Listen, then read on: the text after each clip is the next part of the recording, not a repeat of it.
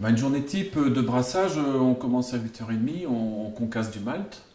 Après, on le fait chauffer dans de l'eau chaude, à différents paliers de chauffe. Ça dure 1h30. On mélange, en fait, on brasse le malt dans de l'eau chaude. Après, on fait la filtration, qui dure 3 heures environ. C'est-à-dire qu'on sépare le solide du liquide. Ensuite, on fait l'étape d'ébullition et le houblonnage. Ça dure 1h30. Donc là, on est en fin de journée parce que toutes ces étapes sont assez longues.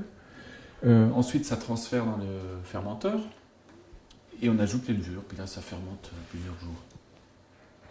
D'accord. Voilà. Et après, c'est tous les jours. Une fois que ça fermente, il faut surveiller tous les jours le fermenteur. Et puis après, on passe en garde. Donc en garde, pareil, on fait des prélèvements, on surveille, on fait des purges de levure. Ensuite, on met en bouteille, là, comme aujourd'hui. Et puis, ça refermente en bouteille 3 semaines. Donc le process dure 6 semaines. Une bière industrielle, c'est 3 jours, 4 jours. On ne peut pas faire quelque chose vite et bien, ça n'existe pas.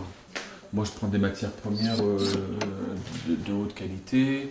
Je prends du vrai houblon. Une bière industrielle, je pense pas qu'ils prennent du vrai houblon. Ils prennent du houblon de synthèse. Enfin, vous voyez. Et je rajoute pas de sucre. Il y en a qui rajoutent du sucre. Parce qu'en fait, ce qui donne l'alcool et la consistance de la bière, c'est le malt d'orge. Et si on prend un malt d'orge et on met énormément d'eau, évidemment, on va avoir beaucoup de bière en quantité. Mais pour ça, il faut rajouter du sucre. Moi, je ne rajoute pas de sucre, je n'utilise que des matières premières nobles.